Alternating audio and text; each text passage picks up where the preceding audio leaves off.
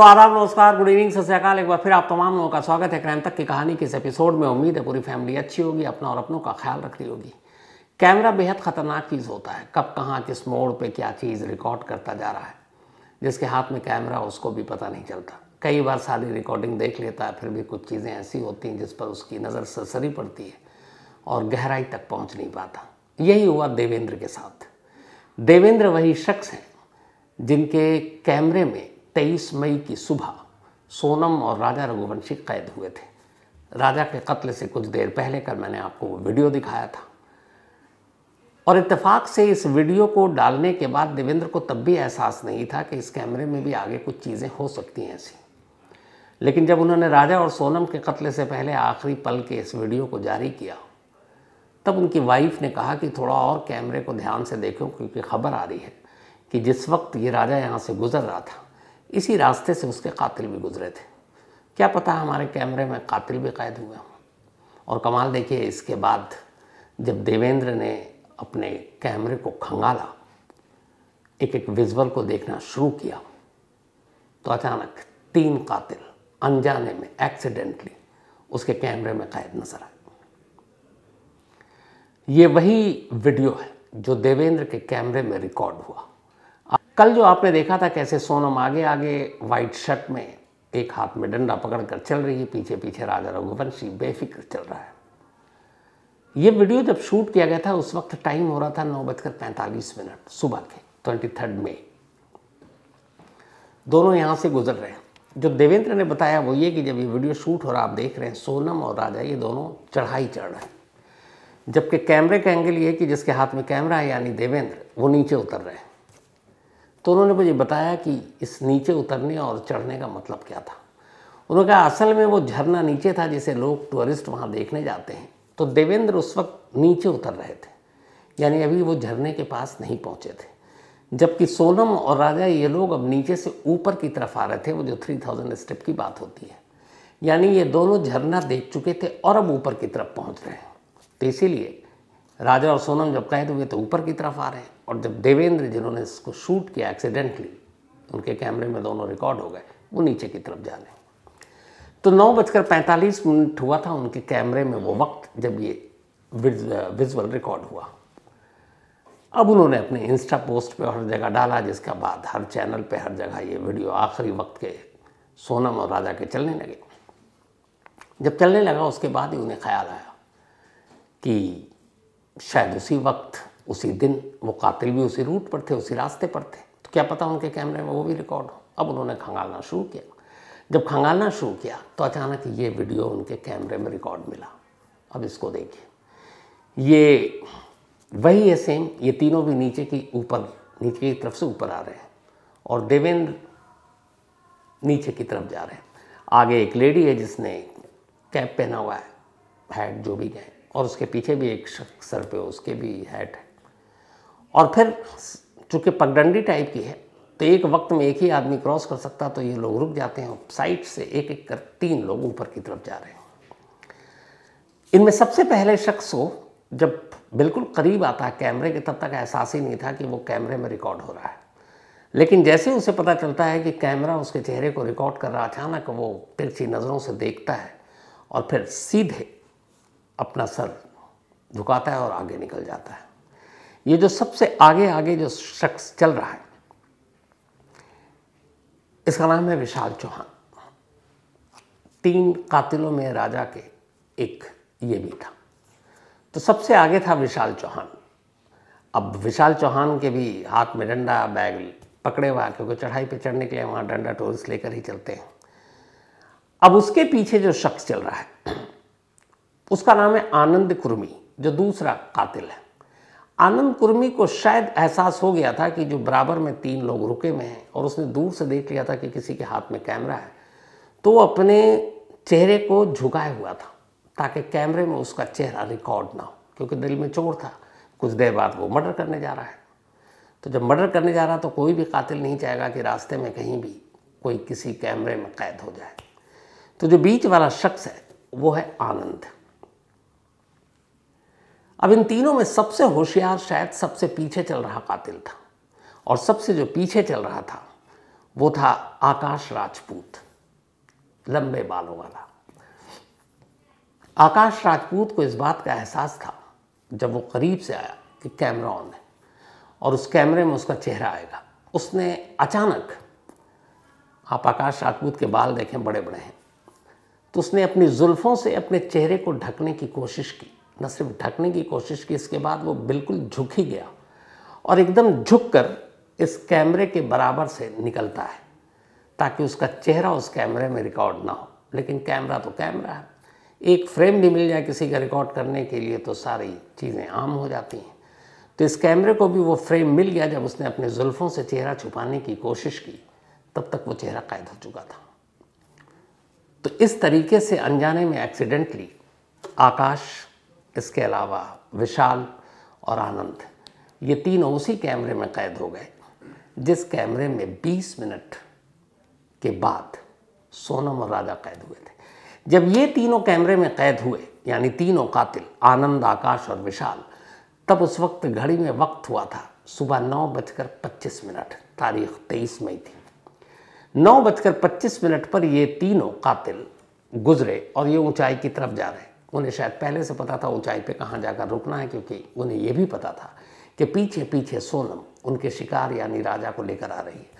और तब सोनम और राजा और इन तीनों कातिल के बीच का जो फासला था, जो दूरी थी, वो 20 मिनट की थी, क्योंकि ये तीनों 9:25 पर कैद हुए कैमरे में। और इसके बाद अब धर्मेंद्र अपने कैमरे के साथ आगे बढ़ रहे हैं, नीचे जा रहे हैं, मतलब झरने की तरफ। और ठीक 20 मिनट के बाद अचानक उनके कैमरे में अब सोनम और राजा कैद हो जाते हैं। तो मौत 20 मिनट आगे थी राजा के। कातिल पहले से चल रहे थे क्योंकि उन्हें सोनम ने ब्रीफ कर रखा था। अब इन तीनों की जो ये तस्वीरें हैं, यही तस्वीर आपने एक देखी होगी, मेघालय पुलिस की कस्टडी में ये चारों ज़मीन पर बैठे हैं। उसमें चौथा कैरेक्टर था राज कुशवाहा, सोनम का बॉयफ्रेंड, लेकिन वो मेघालय कत्ल करने गया नहीं था, सब कुछ इंदौर से कर रहा था। बाद में उसे पकड़ा गया। तो अब तीनों, खासकर क्योंकि राज कुशवाहा तो था नहीं इस कैमरे में कैद, तो आनंद, आकाश और विशाल, इन तीनों की ये तस्वीर और इन तीनों की लॉकअप में बैठी हुई तस्वीर को आप देखिए। तीनों के चेहरे मिल जाएंगे। खासतौर पर लंबे बाल की वजह से आकाश राजपूत तो यूं ही पहचान में आ जाता है, और ये वही आकाश राजपूत है, लंबे वाला, अपने जुल्फ़ों से चेहरे को छुपाने वाला, जिसके बारे में यह है कि राजा रघुवंशी के सर पर 2 बार दाव से इसी ने किए थे। तो पहले सोनम और राजा रघुवंशी की तस्वीर मौत से पहले की, और उसके बाद इन तीनों कातिलों की तस्वीर एक ही शख्स के कैमरे में कैद, और वो है देवेंद्र। अब देवेंद्र वहाँ क्या कर रहे थे, और ये कैमरे में तस्वीर अगर 23 मई को कैद हुई तो अभी कल से, मतलब कल 16, तो लगभग इतने दिनों बाद उन्हें कैसे पता चला कि उनके कैमरे में कातिल भी है, राजा भी है, सोनम भी है, सब है। तो जब देवेंद्र से आज मैंने बात की तो उन्होंने बताया कि वो अपनी वाइफ के साथ मेघालय घूमने गए थे, और मेघालय वो अपना घूम फिर कर, वहाँ फोटोग्राफी का उनका शौक़ है, वो अपना फ़ोटो वोटो ले रहे थे। लेने के बाद वो लौट आए। हरियाणा के रहने वाले हैं वो। जब लौट कर आए, इस दौरान में मीडिया, सोशल मीडिया में सोनम राजा की खबर चल रही थी। खबर को वो लोग भी देख रहे थे, उनकी वाइफ भी देख रही थी। इत्तेफाक से ऐसी जब 2 जून को लाश मिली राजा की, उसके बाद धीरे धीरे खबर आने लगी वो कौन सा इलाका, मेघालय में कहाँ। तो अचानक उन्होंने पाया कि सोशल मीडिया पर उस जगह का जिक्र हो रहा है जहाँ राजा का कत्ल हुआ, जिस जगह तो वो भी गए थे। तब देवेंद्र को उनकी वाइफ बताती हैं कि हम लोग उसी जगह थे जहाँ पे राजा का कत्ल हुआ और उसके बाद लाश मिली खाई में। और इत्तेफाक से फिर ये हुआ कि राजा का कत्ल 23 मई को हुआ था। अब दोनों ने कहा कि हम उसी तारीख को उस जगह पर थे। तो जब ये हुआ कि 23 मई को देवेंद्र और उनकी वाइफ भी वहाँ थी, और 23 मई को ही राजा का कत्ल हुआ, और उसी इलाके में, जिस इलाके में ये घूम रहे थे, तब वाइफ ने ही उनको कहा, देवेंद्र को, कि आपने सारी चीज़ें शूट की हैं, एक बार देखिए उस रास्ते से कहीं कोई, बहुत सारे लोग गुजरे, उनमें वो लोग तो नहीं हैं। तब जाकर पहली बार देवेंद्र को ये ख्याल आया और उन्होंने अपने कैमरे के सारे फुटेज को देखना शुरू किया। और जब देखना शुरू किया तो अचानक उन्हें सोनम और राजा नजर आए। अब सोनम और राजा की तस्वीर इस वक्त पूरे देश में हर जगह मीडिया में देखी और दिखाई जा रही है, तो कोई भी पहचान ले। जैसे ही उन दोनों को देखा, देवेंद्र और उनकी वाइफ दोनों पहचान गए। उन्होंने कहा अरे ये तो उसी रूट पर था, और मर्डर दोपहर को करीब 2 बजे के आसपास हुआ और ये 9:45 उनके कैमरे में कैद, और 23 मई की तारीख।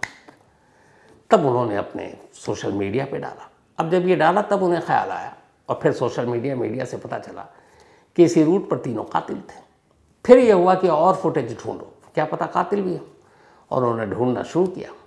इत्तेफाक से तीनों कातिल भी कैमरे में उनके मिले, और जब मिले तो उन्होंने फिर इसको वीडियो में डाला। तो एक इत्तेफाक और एक्सीडेंट था जिससे ये लोग देवेंद्र के कैमरे में कैद हुए। हालांकि उन्होंने पता नहीं लाइट नोट पे आज मुझसे कहा, जब मैंने बात की तो मैं उनको सामने भी लाना चाहता था, लेकिन शायद उनकी कुछ मजबूरियां थी, किसी कॉरपोरेट में काम करते हैं। उन्होंने कहा मैं मीडिया के सामने नहीं आ सकता। वो उन्होंने कहा कि इस शूट करने के चक्कर में एक गड़बड़ ये हो गई कि जब पता चला कि उस मेघालय की जगह पर जहाँ पर राजा की लाश मिली है, तो देवेंद्र साहब की जो वाइफ है वही उनसे लड़ बैठी कि बताओ तुम मुझे ऐसी ख़तरनाक जगह क्यों लेकर गए थे जहाँ पे बड़ी आसानी से कत्ल हो जाता, तुम्हारे इरादे तो ठीक थे। अब जाहिर सी बात है हंसी मजाक होगा, लेकिन सीरियस नोट पर हो गई बात। तो खैर ये थी कहानी देवेंद्र के उस कैमरे में रिकॉर्ड होने की। अब आज ही के दिन यानी ट्यूसडे को मेघालय पुलिस इन तीनों कातिलों को, यानी आकाश को, विशाल को और आनंद को लेकर उसी जगह जहाँ पर देवेंद्र ने एक कैमरे में कैद किया और उसके बाद जहाँ कत्ल हुआ, बारिश हो रही थी, मौसम ख़राब था, लेकिन मेघालय पुलिस तीनों कातिलों को लेकर वहाँ गई ये जानने के लिए कि इन्होंने कत्ल कैसे किया, लाश कैसे खाई में फेंकी, पूरे सीन को रिक्रिएट किया। ये जो आप तस्वीरें देख रहे हैं ये उसी रिक्रिएशन की है जो आज ही हुई। तो मेघालय पुलिस इसके ज़रिए पता कर रही थी, और इसी दौरान आज पहली बार पता चला कि कातिल ने सिर्फ एक दाव, जो तेज़ धार हथियार है, एक नहीं खरीदा था राजा को मारने के लिए, बल्कि उनका बैकअप प्लान था। उन्होंने 3 हथियार खरीदे थे। एक विशाल को अपने पास रखना था, एक आकाश को अपने पास और एक आनंद को अपने पास, और तीनों के पास वो दाव था, हथियार। लेकिन वार किया आकाश ने। तो पूरा रिक्रिएशन कर लिया उन्होंने, और ये कैसे क्या हुआ ताकि आगे चलकर कोर्ट में केस पुख्ता तौर पर उसको रख सकें। तो ये तो दूसरी तस्वीर थी जो आपने रिक्रिएशन की देखी। मौसम आप देख रहे हैं, हालांकि इसी चेरापूंजी किसी मौसम के लिए चेरापूंजी मशहूर है, दूर दूर से दुनिया भर से लोग टूरिस्ट वहाँ आते हैं। अब इन 2 तस्वीरों के बाद आपको तीसरा एक वीडियो और दिखाऊंगा। इस वीडियो को दिखाऊं उससे पहले इस वीडियो की कहानी। 11 मई को राजा और सोनम की शादी हुई। उससे पहले एक फंक्शन था, शादी से पहले कई सारे संगीत, मेहंदी, रिंग सेरेमनी सब कुछ होता है। 24 घंटे पहले 10 मई को इंदौर में एक फंक्शन रखा गया जिसमें बाकायदा म्यूज़िक था, जिसमें बाकायदा होस्ट एंकर थे, हंसी मजाक सब चल रहा था। तभी इस फंक्शन के दौरान एक होस्ट या एंकर कहें आप, वो स्टेज पर सोनम और राजा को बुलाता है। बुलाने के बाद तीनों से बहुत सारी बातें करता है और फिर आखिर में उन तीनों से एक दूसरे के लिए 3-3 वचन लेने को कहता है। ये 10 मई का वीडियो है, शादी से एक दिन पहले का। अब वो सोनम से कहता है कि मैं जो कहूँ आप मेरे साथ दोहराइए और ये वचन लेंगे आप राजा के बारे में, और राजा से कहता है कि मैं जो कहूँगा आप दोहराइए और आप वचन लेंगे सोनम के बारे में। 3 वचन लेने के लिए कहता है और वो रिपीट करता है। राजा तीनों वचन एक्सेप्ट करता है, सोनम तीनों वचन रिजेक्ट कर देती है। हालांकि इसमें कुछ लाइट मूड में मजाक वाला भी था, लेकिन तीनों रिजेक्ट कर देती है। जब रिजेक्ट करती है तो उस वक्त भी देखिए अनजाने में एंकर के मुंह से निकलता है कि राजा तू तो गया। ये बात 10 मई की है और 13 दिन बाद राजा सचमुच चला जाता है। तो ये वीडियो जिसमें 3 वचन लेने की बात करेंगे इसलिए देखना ज़रूरी है। इससे आपको एक तो दिखाई देगा राजा कितना खुश, शादी कितने ग्रैंड लेवल पर हुई, और सोनम का हाव भाव भी आप देखिएगा, क्योंकि ये 10 मई है। राजा के कत्ल की साजिश ऑलरेडी बुनी जा चुकी है, सोनम को पता है उसे कैसे मारना है। लेकिन इस वीडियो को देखकर क्या कोई अंदाज़ा लगा सकता है कि जो सोनम इस वक्त खड़ी है सामने, जो राजा है जिसके हाथ पे वो हाथ भी पकड़ती है कई बार, उसके दिमाग में क्या चल रहा होगा? नहीं पकड़ सकता कोई। तो ये 3 वचन जो लेने के लिए कहा गया दोनों को, वो कौन से वचन है पहले वो सुन लीजिए। एक दूसरे को वचन देना है, एक दूसरे की आंखों में आंखें डाल के। तो एक का हाथ पकड़ लीजिए आप ना, ठीक है?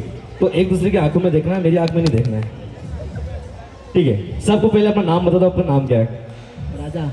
ठीक है, तो आपको बोलना है इनकी आंखों में आंखें डाल के कि मैं राजा यह वचन देता हूँ कि शादी के बाद रोज सुबह सबसे पहले मैं उठूंगा, मैं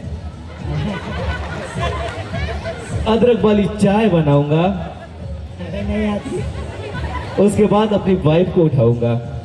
उठा जरूर दूंगा। चाय बनानी नहीं आती। चलिए, पहला वचन मानते हैं आप? ठीक है, एक वचन कंप्लीट हुआ। एक बार तालियां हो जाए हमारे कपल के लिए। दूसरे वचन के लिए जाते हैं हम लोग। मैं राजा यह वचन देता हूँ शादी के बाद अपनी वाइफ को हर महीने शॉपिंग पे लेके जाऊंगा। शॉपिंग पे लेके जाऊंगा। हाँ, ये बात तो एग्री हो गए हैं। चलिए लड़की वालों ताली बजा दो यार, आपकी लड़की की बात है यार। चलिए थर्ड, मैं राजा यह वचन देता हूँ शादी के बाद मैं अपनी वाइफ को साल में एक बार वर्ल्ड टूर पे लेके जाऊंगा। हाँ, एक बात ही एग्री हो गए, ताली हो जाए। एक फाइनली एक हम बस दुल्हन से एक वचन लेंगे, लास्ट वचन लेंगे, और अगर वो एग्री हो गई इस वचन के लिए तो मैं मान जाऊंगा। चलिए मैम, आपका नाम सबको बता दीजिए आप। सोनम। ठीक है, मैं सोनम यह वचन देती हूँ कि शादी के बाद राजा ओ जी हमारे ओ जी, ठीक है, शादी के बाद ये अपने दोस्तों के साथ कहीं भी जाए। अच्छा, इन्होंने एग्री किया ना कि अभी सारे बच्चों ने बेचारे ने एग्री किया। उसने बोला चाय भी बना के दूंगा, सीखूंगा, पर आपको एग्री करना है इस वचन पे। अपने दोस्तों के साथ कहीं भी जाए, कहीं भी पार्टी करे, साफ बना, कहीं भी पार्टी करे, कहीं भी मुंह काला करे, मैं कभी यह नहीं कहूंगी कि कहाँ थे, किसके साथ थे। राजा भाई तुम तो गए, तुमने 3 वचन दिए, उन्होंने एक वचन पे भी एग्री नहीं किया। तो ये था वो वीडियो जिसमें 3 वचन लेने की बात की गई और सोनम ने हर वचन लेने से इनकार किया। इस वीडियो में एक और चीज़ थी जो पता नहीं आप में से कितने लोगों ने नोटिस किया। एक जगह पर वो एंकर सोनम से कहता है कि तो आप बोलिए कि राजा, अगर रिपीट भी करता है, सोनम नाम नहीं लेती राजा का। हमारे देश में आज भी बहुत सारी ऐसी जगह है जहाँ पत्नी अपने पति के नाम नहीं लेती, लेकिन यहाँ पर सोनम राजा का नाम नहीं ले रही, उस राजा का जिसे 13 दिन बाद उसे मारना भी है। वीडियो के एक एक फ्रेम में न जाने कितनी कहानियाँ छुपी होती हैं। तो ये था वो वीडियो, और उस वीडियो के ज़रिए भी सोनम के हाव भाव, बॉडी लैंग्वेज, उसका चेहरा, इसीलिए कई बार जो कहते हैं ना कि किसी का चेहरा पढ़ना बड़ा मुश्किल काम होता है। चेहरे पे दिख क्या रहा है और पीछे उसके दिमाग सोच क्या रहा है, आम आदमी के बूते की बात नहीं कि उसे पकड़ सके। ये वीडियो उसकी एक मिसाल है। तो कहानी में इतना ही आज। ख़त्म करूँ उससे पहले वही अपना सिलसिला। आज नरेंद्र जांगड़ा, इनका जन्मदिन है, तो हैप्पी बर्थडे नरेंद्र साहब। साथ ही सुरेश गायकवाड़, इनका भी आज बर्थडे है, हैप्पी बर्थडे सुरेश जी। राजेश कुमार अमृतसर से हैं, इन्होंने शिकायत की कभी नाम नहीं लेते, कभी विश नहीं करते। ऐसा नहीं है, कई बार मिस हो जाता है राजेश जी, लेकिन हैप्पी बर्थडे राजेश साहब आपको, और आइंदा हमेशा ख्याल रखूँगा। मोहम्मद अमीन, इनका भी आज बर्थडे है, तो हैप्पी बर्थडे अमीन। और ये भेजा है शाहीन ने। इसके अलावा गुलफाम, इनका भी आज बर्थडे है, मोहम्मद गुलफाम, और ये भेजा है रईस अहमद ने। साथ ही सुनील कुमार सिंह, इनका भी आज जन्मदिन है, तो हैप्पी बर्थडे सुनील, और ये भेजा है अर्पिता ने। इसके अलावा नेक सिंह, इनका भी आज जन्मदिन, तो हैप्पी बर्थडे नेक जी, और ये भेजा है अरिंदम कुमार ने। साथ ही आज शाहनूर एन खान मोहम्मद, इन दोनों की एनिवर्सरी है, तो शाहनूर एन खान मोहम्मद, आप दोनों की शादी की सालगिरह की बहुत बहुत मुबारकबाद। इसके साथ ही कहानी में आज इतना ही। अब आपसे मुलाकात होगी कल रात 9 बजे किसी नई कहानी के साथ। तब तक अपना और अपनों का ख्याल रखिएगा। Thank you very much.